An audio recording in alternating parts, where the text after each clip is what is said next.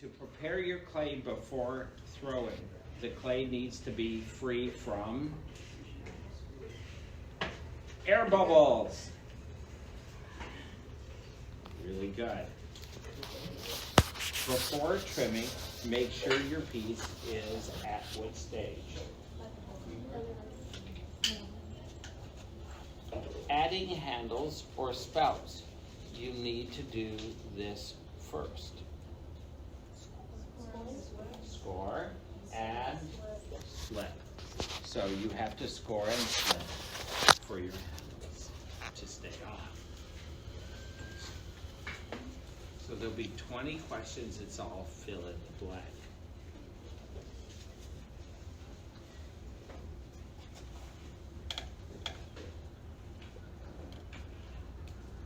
Why do we bisque?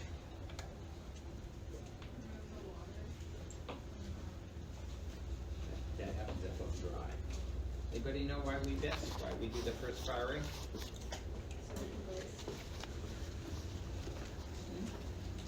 That's not the answer. What? Absorbs it, bone dry. So, some cultures, like Mexican pottery, they just do it once firing. A lot of times they don't use glaze, they burnish and polish. So theoretically, there are, like when people do planners, sometimes they do it all in one. Most studios bisque. There are 3 real reasons. 2 are the actual reasons, and there's a third benefit. So the first reason we bisque is to burn impurities out of our clay. So we fire to, it's right behind me, and I'll go over that next. So we fire to bisque temperature so that twigs, little pieces of wood, you're welcome to record this, this is the midterm, twigs, little pieces of wood, any foreign object, Band-Aid, 1850 to 1920, 0604, they're gone. Also, our clay has gas, yes, it kind of hurts. So our clay has gas in it. And when we fire to the bisque, and it's changed over the years, when I was you guys, we bisqued much lower. But they found by going a little higher, it released more gas, so less bubbling in the glaze. Sometimes you get bubbling in the glaze, it releases gas. So that's the second real reason. The third benefit of bisquing is it's hard, but it's still absorbent, right? Boop. Right, it's absorbing water. So it's much easier to glaze. You're not gonna grab it with tongs or put it in glaze and it's not gonna fall apart and break on you. So it gets strong enough where we can handle it, but it's still porous, it's still absorbent. Those are the 3 reasons, you know, and the third one's just a really nice benefit of bisque. It's gonna ask what temperature and cone number is the first firing here at Rio Hondo. It's right behind me. We fire to cone, and it's not just cone, it's, anybody remember? Midterm, pyrometric cone. Pyro meaning fire, everything's in metric. Once again, this is the beginner test. The intermediate gets a fun one. Pyrometric cone. So we fire to a certain temperature. Now we fire between 06 and 04. Your syllabus has 06. Now a lot of times we even fire a little hotter. So that 0 is super important.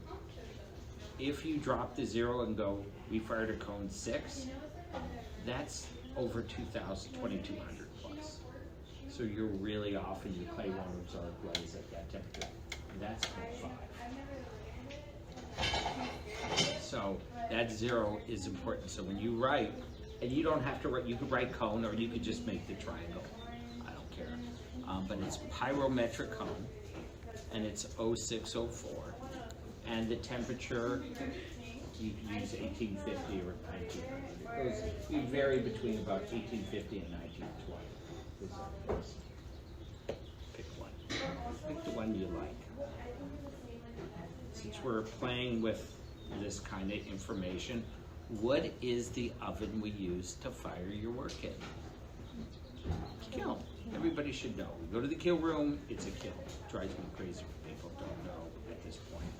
Oven. No, it's not. It is an oven, but it is called a kiln. What is a glaze? Glass. But this is glass, it's silicon. Caused by surface tension in the molten glaze. Pulling the glaze away from areas, pulling the glaze away, due to dust, grease, or too thick of an application is called crawling. Excellent. So crawling like a baby crawls if you don't wipe your work down with a clean sponge. So if you're going to use this diamond sanding block, make sure lots of water or you'll kill the diamonds. So you got to clean the sponge before you wipe it down. People are wiping down their work with a dirty sponge and making it worse.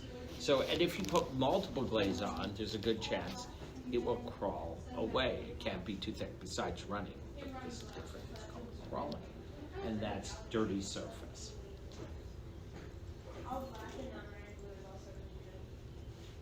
I want you to know some of your oxides. We had 4 we learned. There will be 2 on your test. Cobalt is blue. Chrome, green. Iron, brown, red, right? White clay versus red clay. Red clay has iron in it. You could actually buy cobalt clay, blue clay. Laguna sells it, $60 a bag. If that doesn't hurt. So it's blue porcelain, it's 60 a bag. And there's rutile, which gives us sort of rutile yellow gold. It also can, in some of our glazes, cause that purple color, like our Sun Valley, it's rutile. But it's the yellow gold that has the unusual feel. So that is rutile.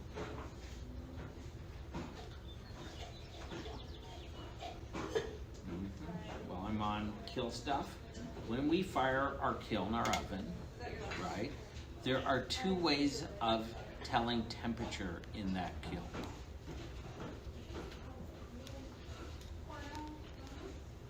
One is, everybody knows, it's a gift. We've talked about it already. What kind of cones are they? Pyrometric cones. The other one is a pyrometer. The difference between one is ceramic material that bend, and the other one's like a thermometer. It has a thermocouple, wires, and a gauge, and it tells me what temperature. So one is a pyrometric cones, and the other one is not a thermometer, it's a pyrometer. Measures heat different. Pyro, meaning fire. So anytime you're kind of stuck, remember we're dealing with fire, and think of pyromaniacs, and I'll kick it in.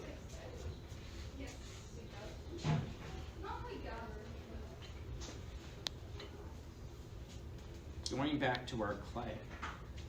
So, who could tell me what kind of clay we have?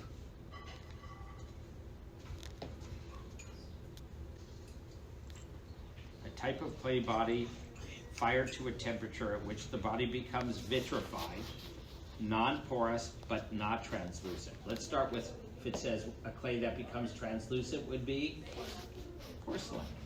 So if it's not porcelain, we use it. What do we use? Anybody? Stoneware. Your clay gets hard like stone. Easy to remember. It's basically is stone that is broken down over thousands of years. So it is stoneware. And stoneware, the difference between porcelain. Porcelain is white. Porcelain can go translucent, and porcelain is smooth. It's like throwing butter.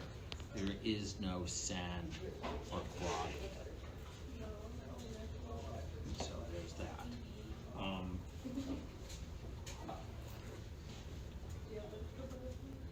What I asked you about. Oh, here it is. Made of decomposed granite-type rock, which must have particles fine enough to render it plastic. What do we use that's plastic?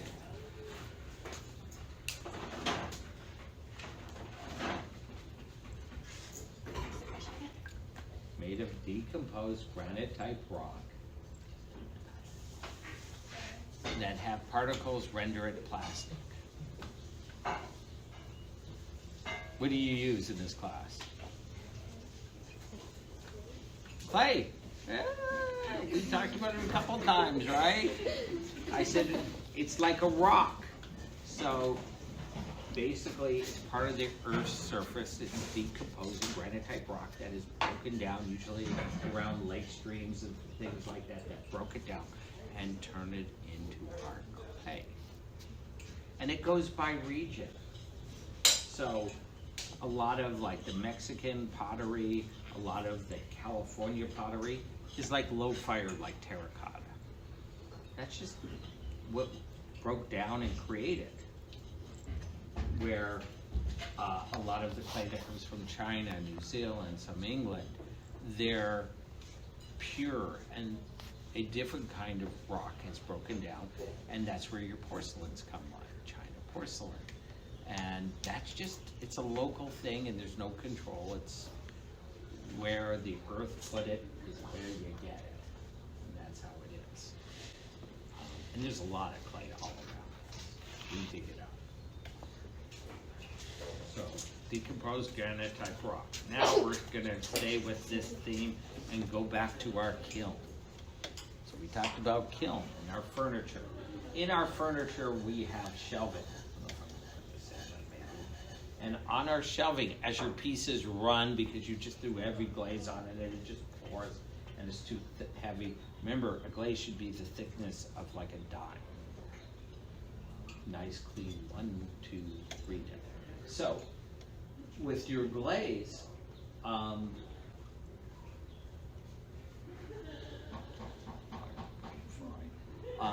we put it on our furniture. So I have posts, you see me right now lifting these huge heavy shelves. So you'll see most of the shelves have a white coating on it. The white refractory coating, it's a refractory. With that white coating, it's called kiln wash. And that keeps your piece when it runs. Instead of me throwing away a $180 shelf all day long, it hopefully allows it to release. And then we scrape off the shelf and we could use it again. So on all our shelves, that stuff that sticks to your bottom is called kiln wash. It may not be on the test.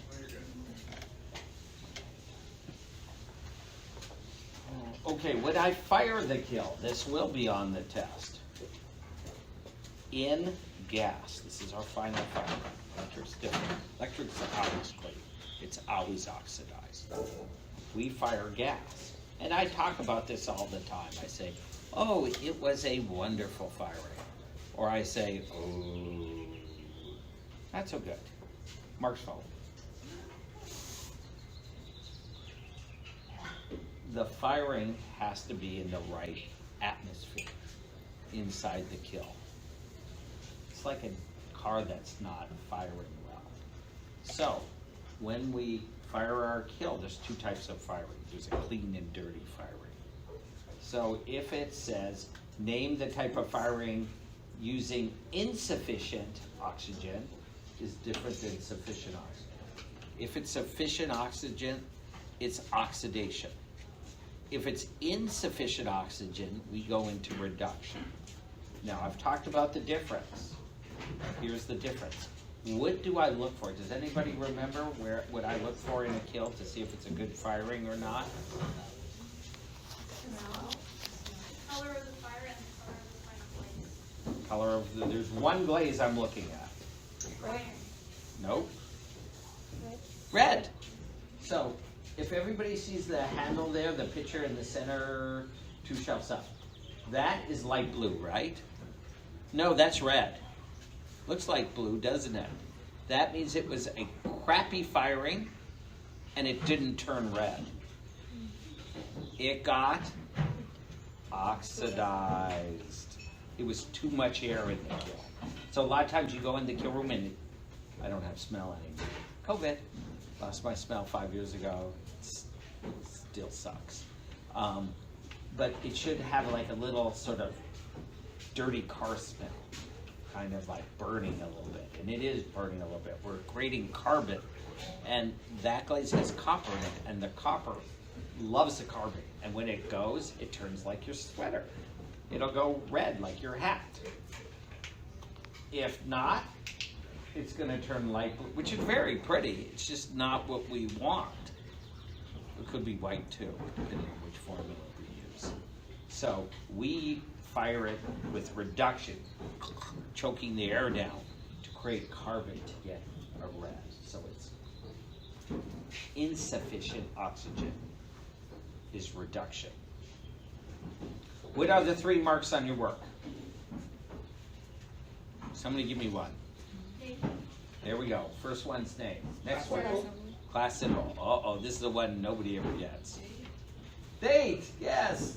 None of you put the date on it. All right, extra credit for somebody putting the date on it. Temperature, and some asked you for 2 of these. You'll hear a couple of the questions asked you for 2. Temperature and cone number final firing. What's our final firing temperature? Cone number? 10. 10. And 2381.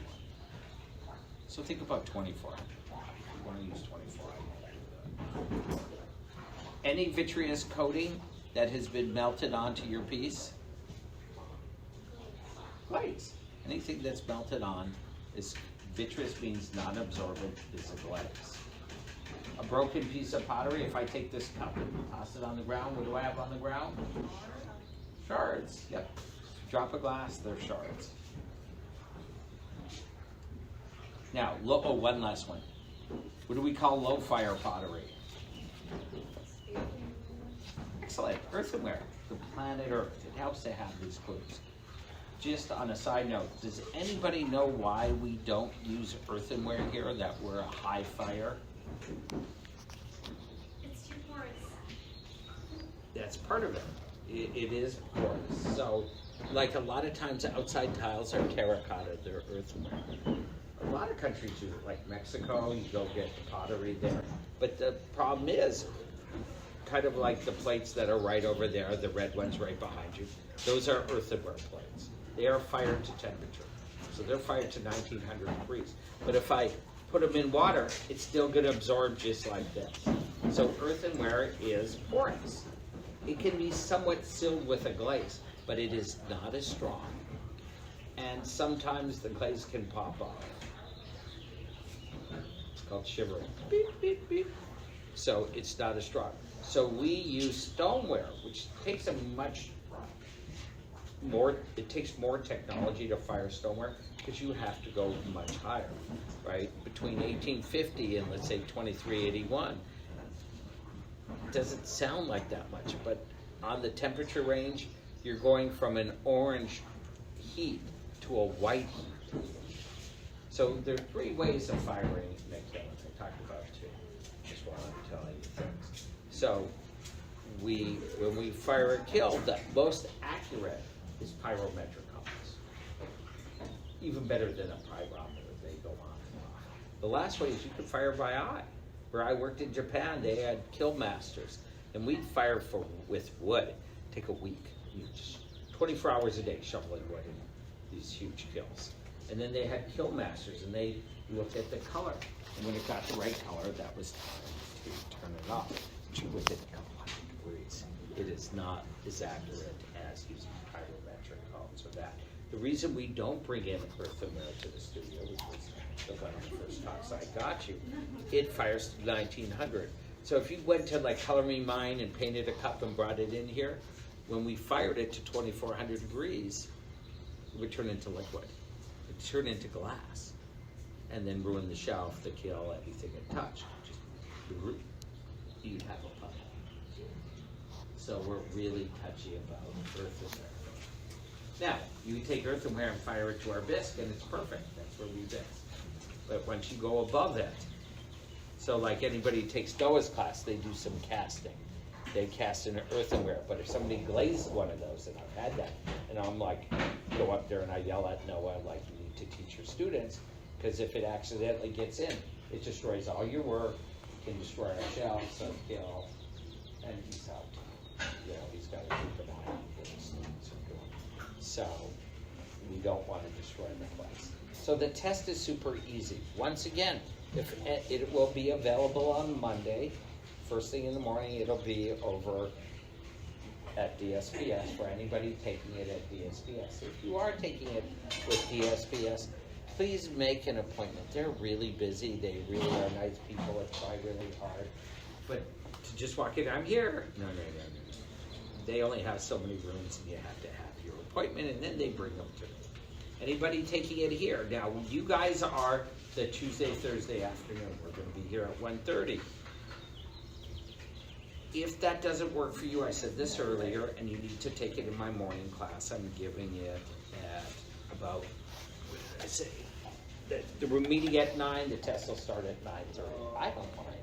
You come in, you take it early, I'll grade your work, you just work in the class. But I'll get you in and out. If you are like graduating and have some big event or that and need to take it Wednesday, I'm giving it Wednesday morning. I don't care. Come on in. Makes my life easier if you're out of the way and done. You're good. But make sure you get your grades in and that. Paper, once again. Paper is due on the last day. Please. I don't know why. This is a new phenomenon. People will email me papers. From Cat 1234. Not Cat. I've literally gotten that, like their emails Cat. That's nice. But who's Cat 1234? Now I have a cat, so maybe that'll work. But I don't know, right? Oh, it's John's paper. Well, did you think of putting your name on your paper? And by the way, it's a college class. It should also have your class and time, right? Oh, I get them from John. I have 120 students in a bunch of classes. I'm not bothering to look for which John didn't turn in his paperwork. Put your last name, and it really does help if you put Tuesday, Thursday, 8:50, or you just put 9, I don't care. But that tells me you're in the morning class. That's just common. But people don't put that on their paperwork. It's, I can only play detective up to so much. So please put your basic information on your paper. So I know it's you and can get a grade, Big Bubba, 89. That doesn't tell me anything who you are. You just see some of the crazy, fun names people have, and have to respond. Okay, your name's not on your paper. Could you please send it with your name so I could give you a grade? And then, oops, sorry, comes in. So please just try and make it easy so we don't accidentally miss your paper. All right, there's that. Okay, glazing. We are glazing now. Once again, for anybody who came in late, all the work will be out by Monday. We will have everything bisque. There are 4 kills, and we're going to load another one, so we will have 5 bisque with hundreds and hundreds of pieces coming out on Monday.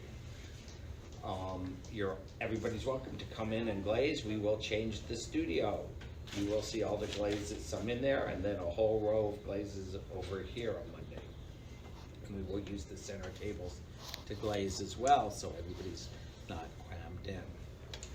Usually I do it today, maybe even today I'll start and roll some barrels out. They're like, no.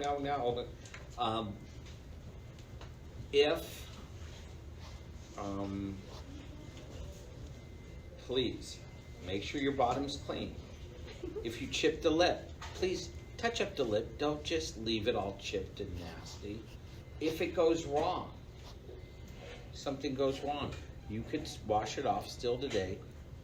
You have to wait at class time and reglaze it on Monday. If you have a horrible wax disaster, so we've had 2 today, if you get it to me right away, I can slide it into one of the kills that are firing because it's already bisque. You can take the shock. And Monday, all the wax will be burned off and it'll be lovely. Please make sure you're leaving at least a 1/4 inch to 1/2 inch up the side of your work. So if your bowl looks like this,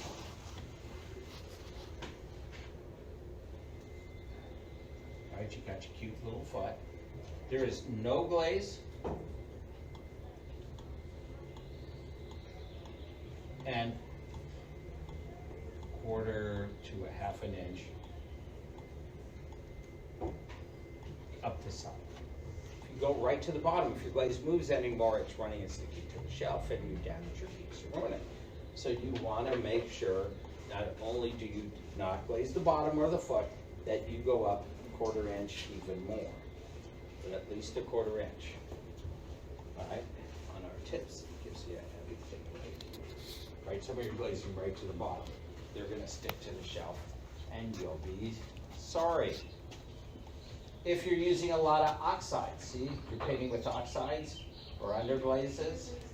Underglazes are fine. If you're painting over a glaze, and those can go over a glaze as well, there should be some spray fix in there or hairspray. It's always nice to just lightly at the end so it doesn't get all over our hands and we don't give everybody purple fingerprints. Just lightly at the end. And it just puts a thin coating over your spray outside so it doesn't come off on our hands or it doesn't smear as easy. We don't touch your design and smear it. It protects it. Any questions? Kind of for like the middle class, but lids, how do you prevent the crawl from the lids? Because you can't fire them upside down because then your top would be glazed. So how do you glaze the inside of a lid without crawling?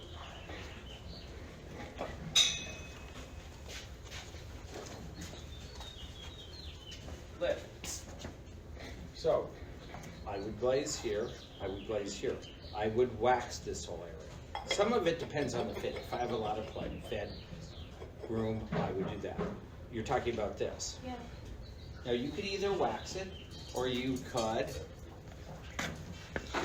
this.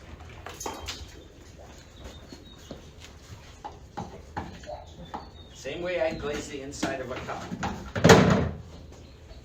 You stir that glaze, not just round and around, but up. And sometimes I'll even thin it, but this is nice. There it's in. Swirl it around, slowly dump it out.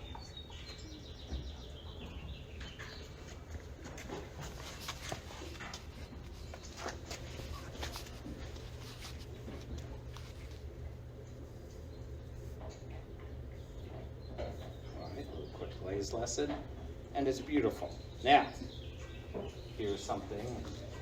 It's more for advanced, for beginners. If I put this back together, right, it's not going to stick here, but see the inside would stick to this, and you have a paperweight. So if I know I'm doing that, I would have either waxed, or once again, just like you would clean your foot, I'm going to take my sponge and go more than I think I need. Right, this is the same way I clean a foot. A lot of times I just take a sponge like this.